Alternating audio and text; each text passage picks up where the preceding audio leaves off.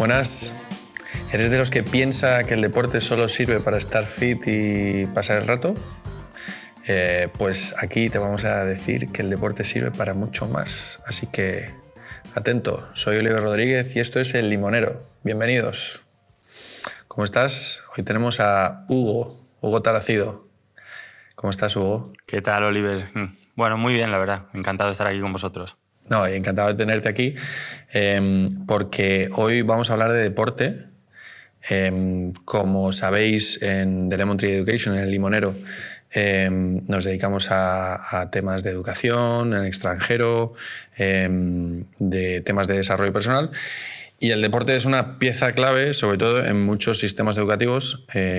Norteamérica, que está muy de moda y de donde son los superdeportistas de los que siempre se habla, ¿no?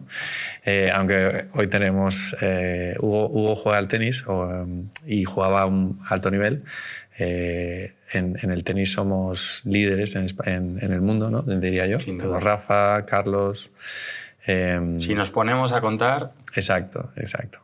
Pero vamos a hablar de cómo el deporte, en el caso también de Hugo, cómo el deporte te abre puertas, cómo el deporte te ayuda a crecer, a tener una mente muchísimo más amueblada y a tener objetivos en la vida, que hoy en día es un poco complicado, ¿no?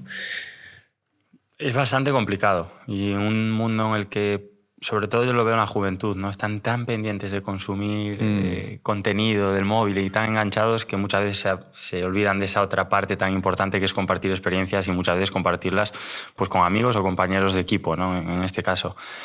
Antes mencionabas en tu introducción si hay gente que cree que el deporte es solo para estar fit o estar más guapa, más guapo. Yo creo que al final es un poco una manera de entender la vida. O sea, y de entender que tu estado de energía, tus ganas, tu proactividad, dependen mucho de esa estamina, ¿no? Que a veces te ayuda a liberar o en este caso a generar el deporte. A mí, por lo menos, en épocas de mucho trabajo, mucho estrés, mucha ansiedad, ahora que tengo 2 enanos, que tú sabes lo que es eso, pues el salir a correr un rato, el dar unos raquetazos, el compartir pues, un partido de baloncesto con los amigos, ¿no?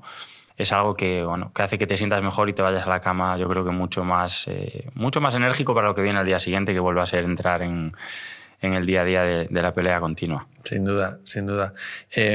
Pero bueno, yo te conozco un poquito, pero la gente que nos está escuchando o nos está viendo en las distintas plataformas no te conocen, no saben quién es Hugo, no saben quién es Hugo Taracido.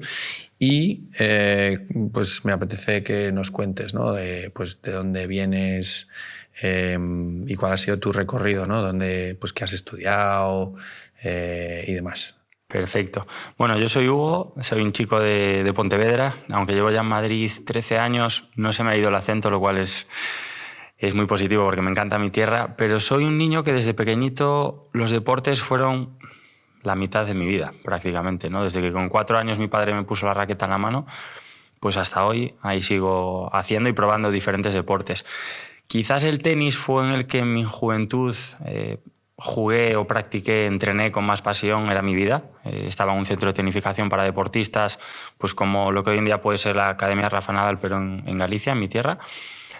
Y cosas buenas y cosas malas, pero yo tenía la ilusión de ser tenista profesional. Luego, posteriormente, me di cuenta de que no había hecho el trabajo como un deportista que quiere ser profesional, pero es verdad que el tenis me dio y me abrió puertas en la vida pues muy, muy interesantes y que a día de hoy agradezco mucho, ¿no?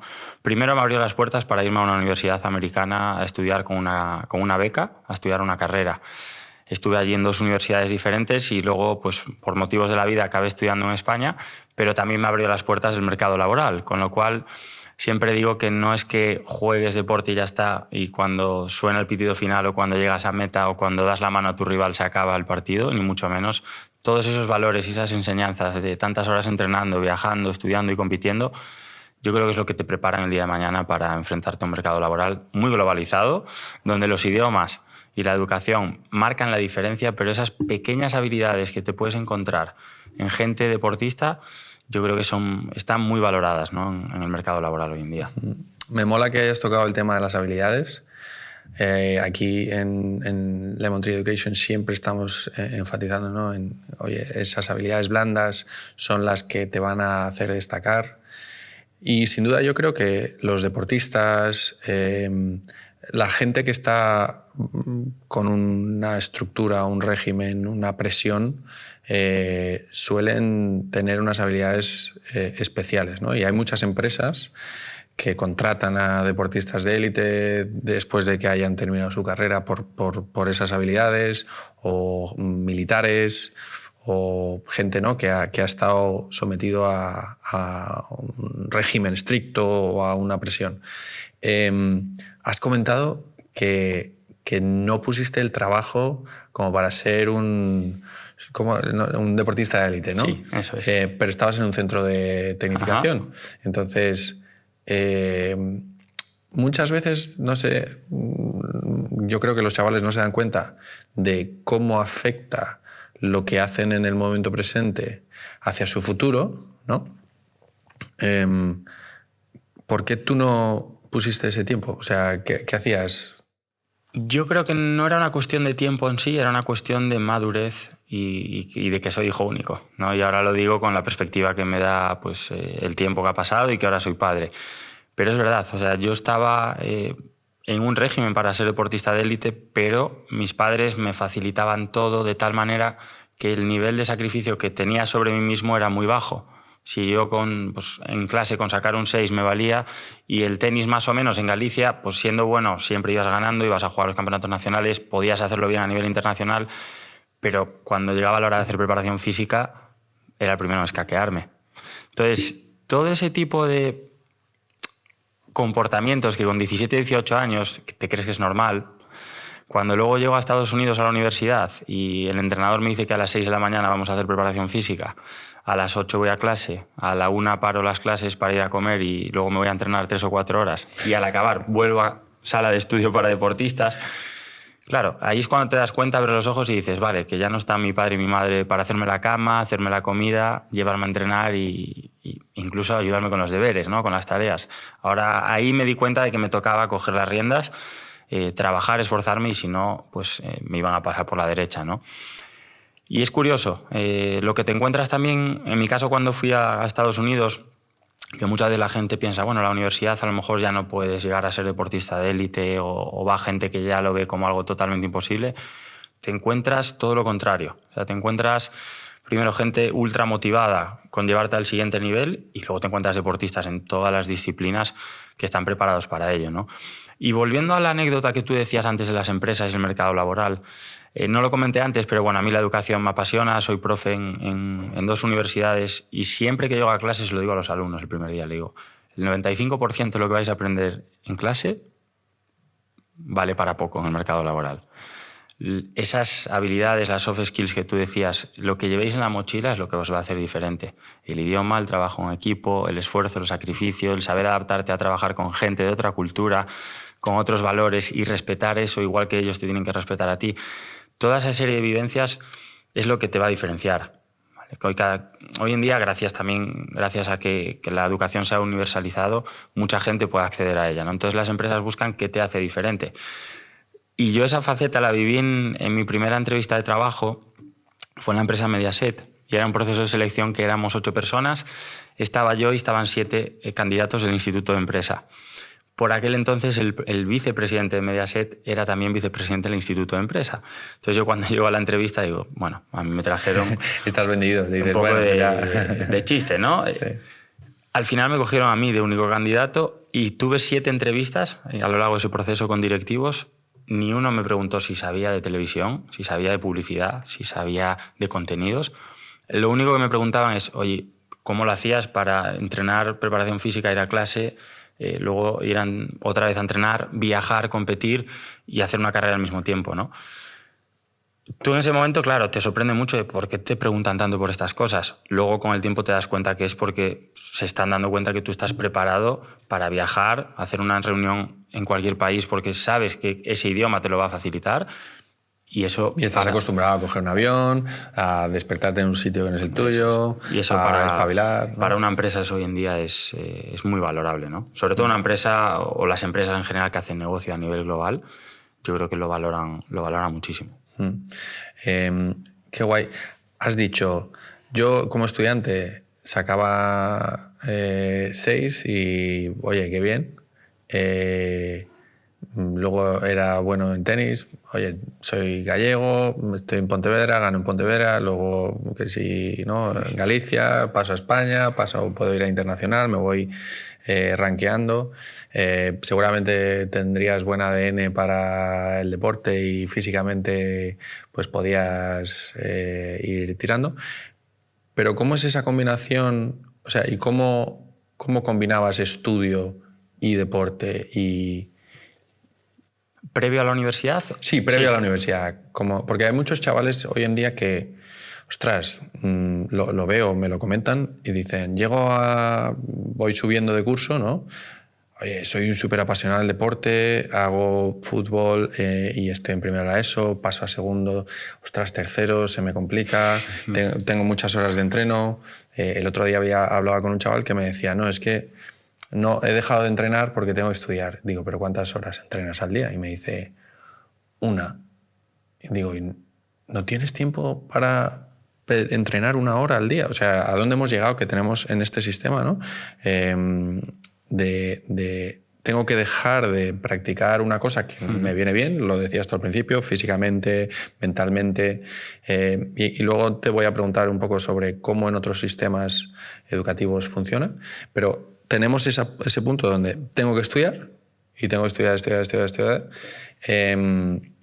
y dejo de lado. Y lo veo cada vez más, sobre todo cuando llegan a cuarto o bachillerato, que una cosa que se les da bien y que está bien y que es una pasión que tienen, de repente la tienen que dejar porque hay que estudiar, ¿no? En España no se valora el deporte como una disciplina cuando vas a una entrevista de trabajo, pero cuando vas a solicitar plaza en una universidad te cuenta una nota nada más, ¿no? Efectivamente. Y entonces, en tu caso, tú decidiste, no, yo sigo con mi tenis, sigo estudiando. Es verdad que un 6 en España no te da mucho acceso, sobre todo hoy en día que está muy competitivo el acceso a las universidades. No sé si te acordarás, ¿cómo gestionabas eso en tu cabeza? Tengo varias vivencias con eso, ¿no? Yo tuve la suerte que en el centro de deportistas estaba preparado para que compagináramos todo. Aún así era muy exigente porque a las 8 de la mañana estábamos en clase, a las 10:30 parábamos, entrenábamos 2 horas, volvíamos otras 3 horas a clase y luego por la tarde a entrenar. Entonces yo mi época a lo mejor de los 14, 15, 16 lo recuerdo de que llegaban a las 9, 10 de la noche y me caía en cama pero de cabeza. Como tú comentabas, por desgracia en España aún estamos en un sistema educativo muy rígido, muy chapado a la antigua, en el que premian mucho más el que un alumno sepa estudiarse un libro de 200 páginas y al día siguiente plasmarlo en un examen, a que realmente interiorice eso que ha estudiado y sepa aplicarlo, pues a lo mejor de manera práctica, ¿no? Entonces se ve mucho, como tú dices, que muchos estudiantes hoy en día lo tienen difícil cuando llega tercero, cuarto de la ESO, primero bachillerato, en seguir haciendo ese deporte que les gusta porque el propio instituto no les facilita la vida. Si quieren faltar porque tienen que ir a jugar a una competición, pues les dirán, oye, pues genial, estupendo, pero tienes una falta a clase. Y eso al final lo que hace es forzar al chico o a la chica en tener que elegir. Oye, es que si yo el día de mañana quiero acceder a una buena universidad con una buena carrera, necesito una nota media muy alta. Porque no me van a ver esas otras habilidades, a no ser que sea deportista de élite, que tienen unas plazas reservadas. Sí. ¿No? Entonces es, como digo a veces, es duro decirle a las familias, oye, que si quieres que tu hijo tenga la opción de hacer deporte y de estudiar una carrera, probablemente se tenga que ir fuera de España, porque aquí es muy complicado. Y yo ahí tuve mi ejemplo. Yo empecé la universidad en Santiago de Compostela. O sea, yo venía eso de entrenar y estudiar durante 6 años y que el tenis fuera mi vida, y cuando llegué a la Universidad de Santiago de Compostela, de repente fueron 3 meses en los que a lo mejor podía entrenar 1 día a la semana, 2 días a la semana, me empecé a poner enfermo, estaba de mal humor y fue cuando mi madre dijo, Hugo, tú no puedes seguir así, o sea, tienes que cambiar, y fue cuando ahí pues vi la opción de irme al extranjero, ¿no? A estudiar y seguir haciendo deporte. O sea, ¿cómo de importante es el deporte que te cambia totalmente tu tu salud. Totalmente, sí, sí. Es que además esto ya son otros temas, ¿no? A nivel, digamos, de otras esferas. Pero como país, que los niños hagan deporte es un ahorro en sanidad enorme, ¿no? ¿Qué pasa? Que como estamos o somos tan cortoplacistas en general en todo, ¿eh? En la sociedad, Sí. no le damos esa importancia que tiene, ¿no? Hábitos de vida, hábitos de alimentación, o sea, es todo súper importante. Y si tuvieses que pensar en, analizando los distintos sistemas educativos, tú que estás también un poco en educación, ¿dónde crees que se valora más el deporte como herramienta educativa?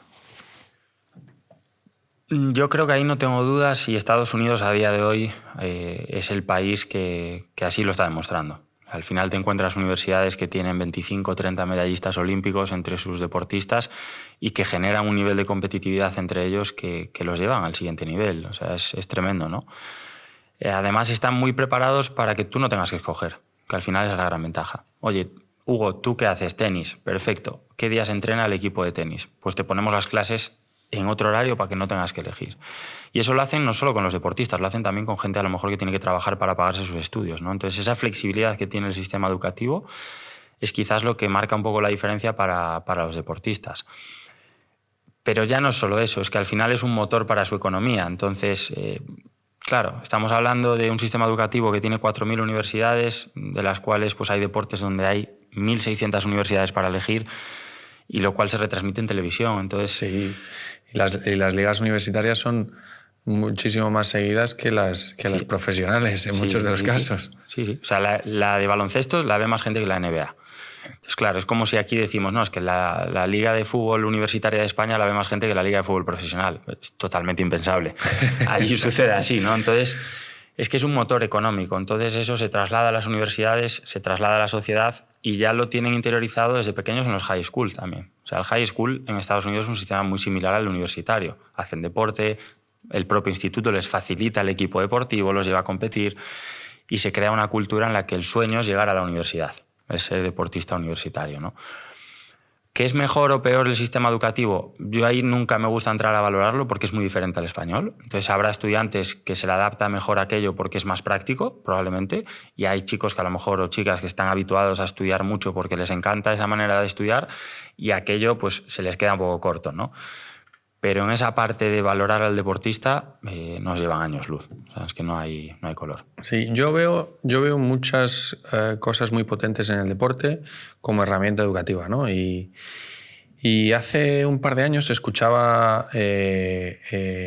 una entrevista, creo que era el presidente de la asociación escolar norteamericana de eSports, ¿vale? Yo cuando encontré que había una liga de eSports nacional escolar, casi me explota la cabeza diciendo, ostras, ¿no?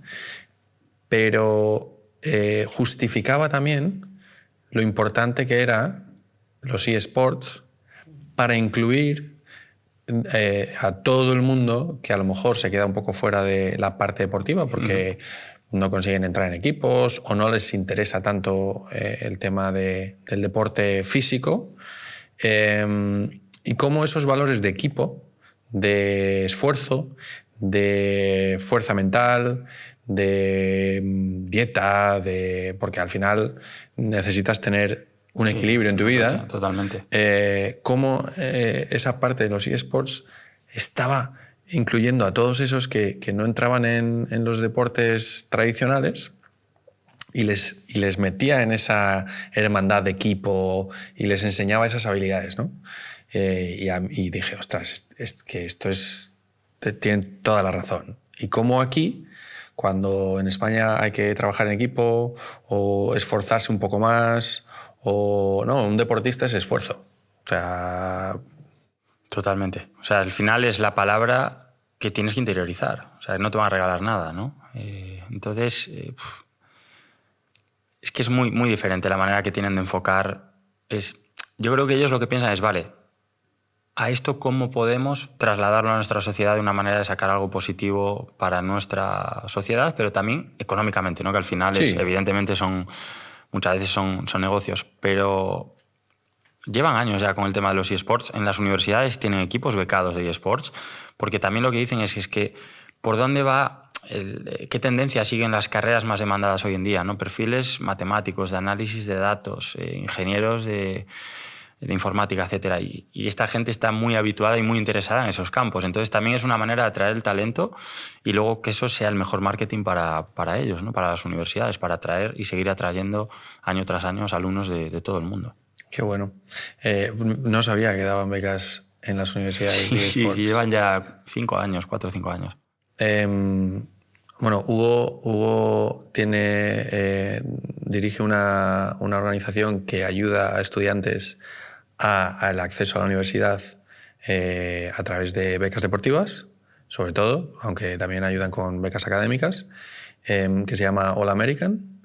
Creo que lo pondremos en donde se pongan estas cosas, titulito. Y quería aprovechar porque muchas veces los chavales no se dan cuenta que hay oportunidades fuera de su burbuja, fuera de su barrio, fuera de su ciudad, sobre todo en España, y gente que vive a lo mejor en ciudades grandes, dice, no, pues estudio en la universidad de mi ciudad y punto pelota, ¿no? Y miro estas opciones. Pero como decías, cada vez el mundo es más global, aunque ahora con el tema de la pandemia se ha cambiado un poco, pero sigue siendo global. Y sobre todo creo que los estudiantes, los jóvenes, tienen que pensar en esa globalidad, en esa flexibilidad y capacidad de adaptación, de navegar hacia un lado o hacia otro, depende por dónde venga el viento. Y el tema de ir a una universidad americana te puede abrir muchas puertas por experiencia cultural, experiencia académica, idioma, visión, pero todos sabemos que las universidades en Estados Unidos cuestan un pastón. Mucho dinero. Y que una puerta de entrada muy interesante puede ser esa capacidad que tiene uno, ¿no? De, oye, yo soy bueno con el deporte, entonces bécame, ¿no? Eso es. Es una manera también de utilizar todo ese talento y ese trabajo que llevas años, ¿no? Desarrollando y que de alguna manera te revierta positivamente a través, pues, de una beca que pueda ayudar a cubrir, en el mejor de los casos, todos tus gastos de estudiar y en algunos casos, pues, una parte de esos gastos, ¿no? El sistema de becas en las universidades americanas cada vez es verdad que está muy centrado en el deporte, cada vez también abre más la vía académica, pero lo que tú decías en la educación, ¿no? Y yo lo veo en las universidades en las que trabajo, tengo la suerte este año, por ejemplo, de que el 90% de mis alumnos vienen de universidades de fuera, que están haciendo Erasmus o directamente están estudiando aquí, ¿no? Y te cambia tanto la dinámica de la educación, no tiene nada que ver a cuando estás trabajando solo con gente, pues, de un mismo país, ¿no? Y eso es lo que yo viví en la universidad americana. O sea, al final tú llegas a una clase en la que en esa clase hay americanos, hay asiáticos, hay europeos, hay latinoamericanos y te toca trabajar con ellos.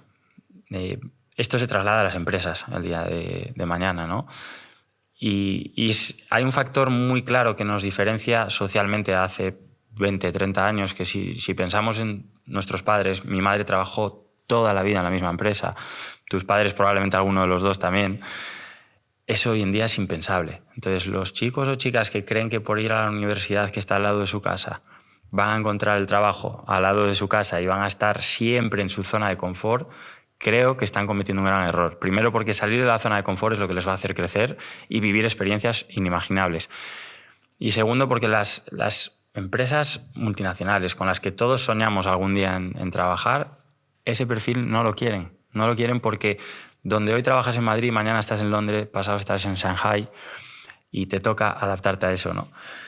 Entonces, en las universidades americanas eso lo vas a desarrollar durante 4 años. 4 o 5 años, ¿no? Depende. Y encima, pues oye, viajando a muchas universidades en otros estados, te encuentras amigos que a lo mejor habías hecho en España compitiendo y es una experiencia muy bonita. Qué guay. ¿Qué es lo que más te costó a ti cuando O sea, porque tú has dicho, yo empecé en Santiago, tú en tu mente ni te habías planteado irte a estudiar fuera. Pero hijo único, yo quería estar en casa. ¿Cómo? Bueno, soy hijo único. ¿Y en qué momento piensas, ostras, y si me voy fuera? ¿De quién fue la idea? ¿Tuya? ¿De tus padres? Pues mira, fue más de mis padres, y tenía un amigo en una universidad americana y él fue el que me abrió esa puerta a su universidad, y para mí era, dentro de irme fuera de casa, que siendo hijo único yo era algo que no quería ni de coña, irte a donde está un amigo es ya irte a un poco a una zona de confort en la que ya sabes dónde estás. ¿Y por qué siendo hijo único no querías? Porque yo tenía mucho apego a la familia. Bueno, lo tengo también a día de hoy, ¿no? De una manera diferente. Pero soy una persona muy familiar. Me encanta estar con mi familia, con mis amigos. Entonces, el tenis me había dado mucho, pero también me había quitado mucho tiempo con mis amigos de los 14 a los 18 años. Y yo veía en la universidad, en Santiago de Compostela, como una opción de recuperar ese tiempo con mis amigos. Entonces, pero hasta que llegué allí y me di el cabezazo que mis padres me habían advertido, no me di cuenta de que ese no era mi sitio, ¿no? Entonces, me costó mucho irme a Estados Unidos, primero por ese apego familiar y segundo porque yo mentalmente no era lo suficientemente maduro como para saber que cuando yo llego a Estados Unidos yo ya no estoy en bachillerato, ya no estoy en el paraguas de mis padres, soy mi entrenador.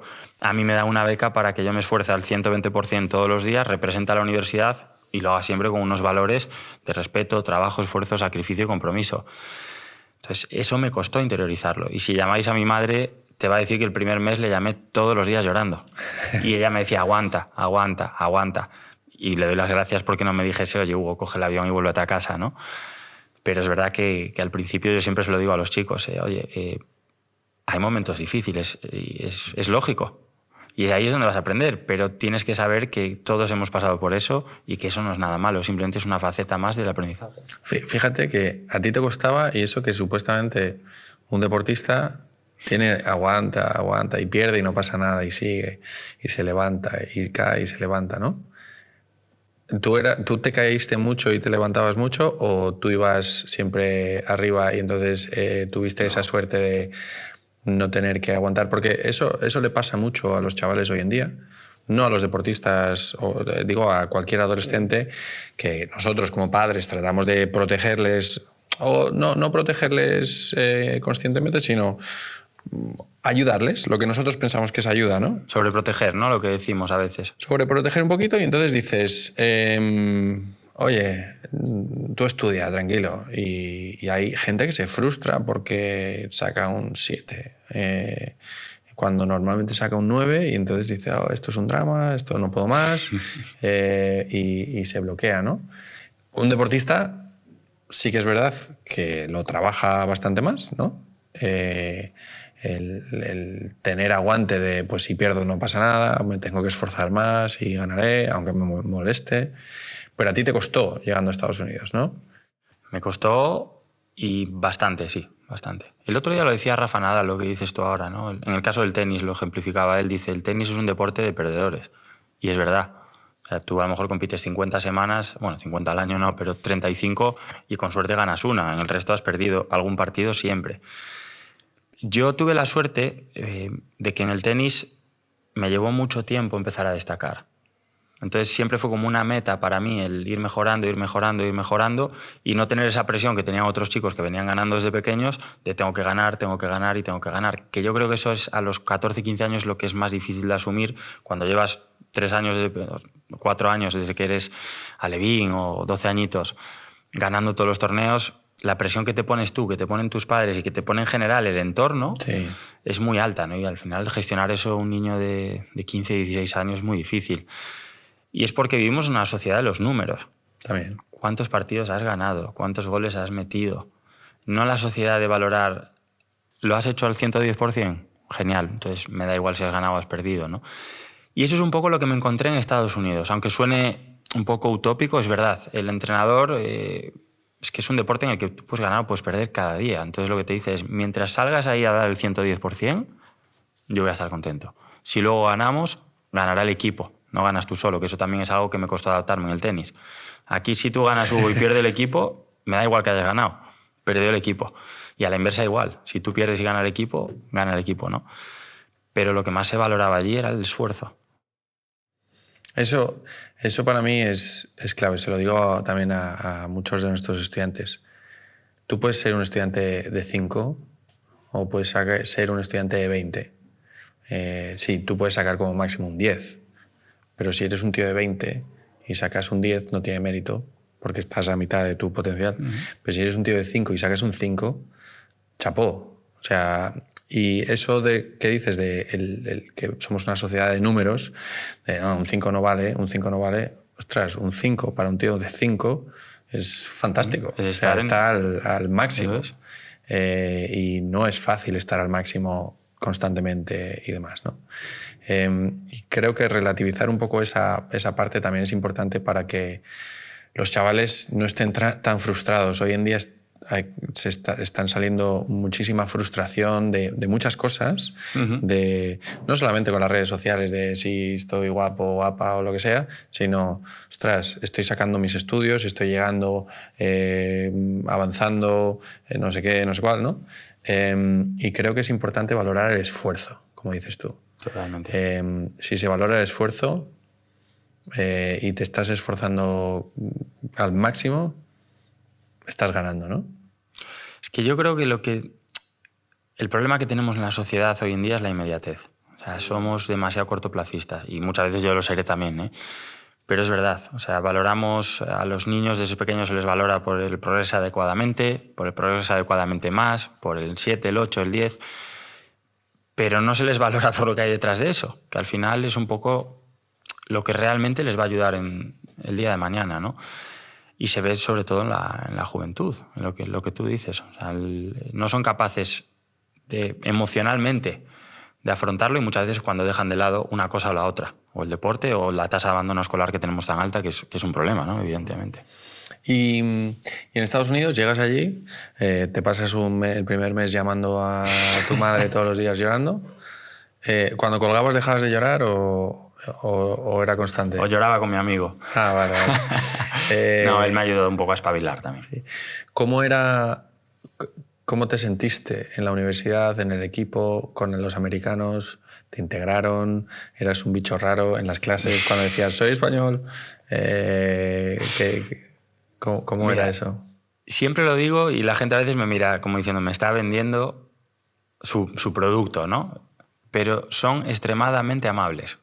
¿Por qué? Porque en sus universidades más del 50% a veces son internacionales. Entonces es gente que se ha ido de sus casas. Tienen que aclimatarlos, tienen que adaptarlos a la cultura, ayudarlos, facilitarle, etc.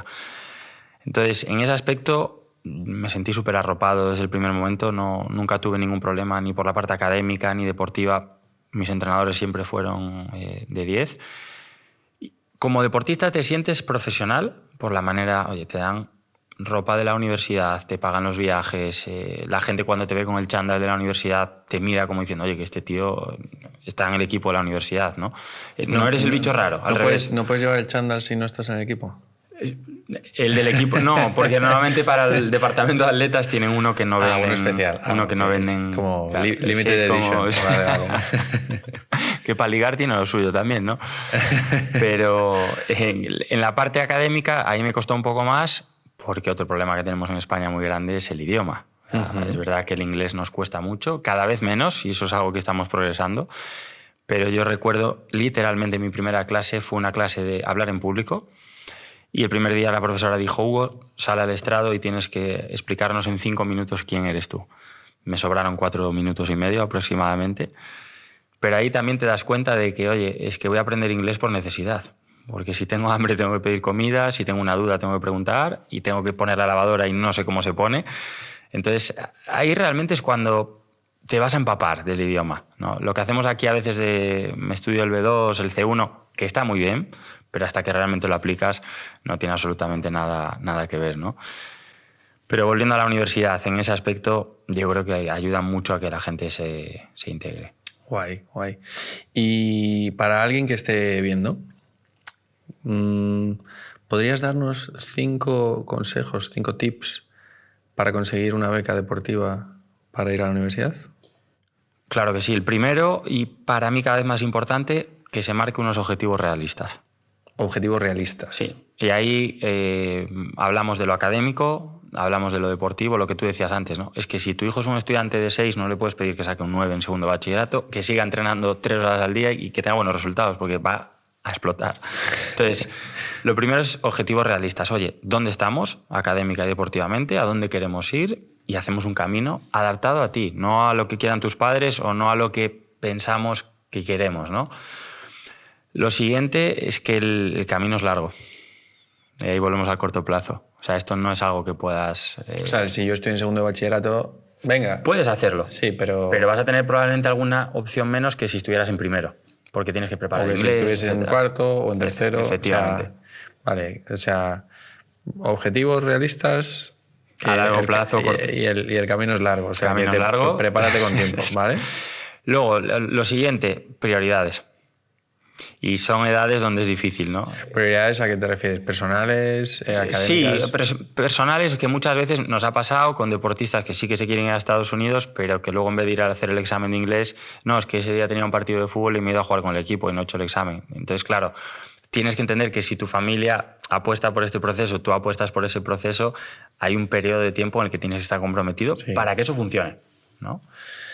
Luego, marcarte un poco lo que decía antes de objetivos realistas, pero que en el largo plazo realmente te puedan ayudar a llegar a donde tú quieras. Y te pongo un ejemplo aquí, ¿no? Tener un foco, ¿no? Sí, porque muchas veces nos llegan deportistas o estudiantes, oye, es que yo quiero ir a Stanford. Ya, yo también. Bueno, eso a lo mejor no es realista.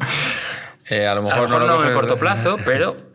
Sí, efectivamente. Claro, entonces, nuestro eslogan siempre digo es Dream Big, porque me encanta la gente que sueña a lo grande. Y cuando yo le digo objetivos realistas, no es que no sueñes a lo grande, pero tenemos que ver cómo vamos a llegar. Si podemos, cómo llegamos, ¿no? Y lo siguiente es que cuando llegues allí, si ya has alcanzado el objetivo, que vivas cada minuto como si fuera el último, porque yo una cosa de la que me arrepiento es de eso, es de haber estado meses pensando me quiero volver a mi casa y no haber aprovechado esas oportunidades o vivencias propias del proceso en sí o de networking, ¿no? De haber hecho más amigos, más gente, gente con la que hoy en día pues tengo alguna que tengo relación, pero veo a mi socio Marco, por ejemplo, que él aprovechó mucho más el tiempo, porque yo creo que el no ser hijo único le hizo ser mucho más maduro a mi edad, a la edad a la que yo me fui. Y él tiene muchas amistades por todo el mundo, ¿no? Entonces, yo creo que eso es algo muy bonito. Es lo que te vas a llevar el día de mañana. Entonces, el ir con la mente abierta, sabiendo que habrá momentos malos, sin duda, pero que aproveches cada minuto.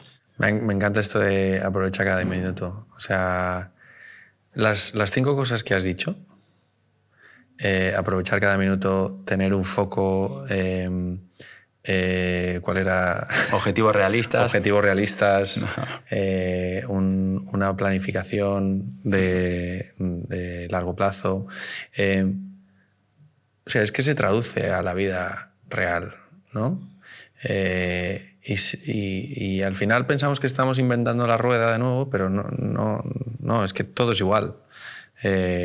En nuestra vida de adulto, en nuestra vida de niño, en el trabajo, en la universidad, en el colegio, en las vacaciones.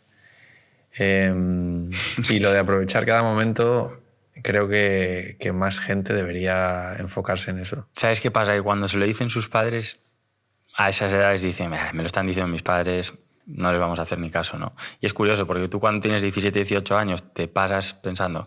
qué plasta mi padre que me está diciendo esto otra vez, y cuando tienes 30, 35 estás pensando eso, cómo me hubiera gustado haberle hecho caso y haber disfrutado pues esos instantes, ¿no? Esos momentos mucho más cuando tuve la oportunidad, ¿no? Es curioso que nos pasamos la vida echando de menos la añoranza, ¿no? de volver atrás.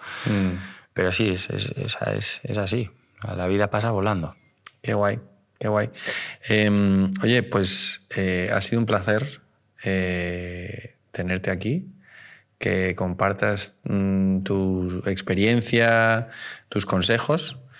Y ya sabéis, All American, con Hugo Taracido, y a Dream Big. Siempre. Y aprovechar cada minuto. Nos vemos en los siguientes episodios. Gracias por venir. No os olvidéis de suscribir, darle al like, campanita, todas estas cosas que decimos y compartirlo si os ha molado.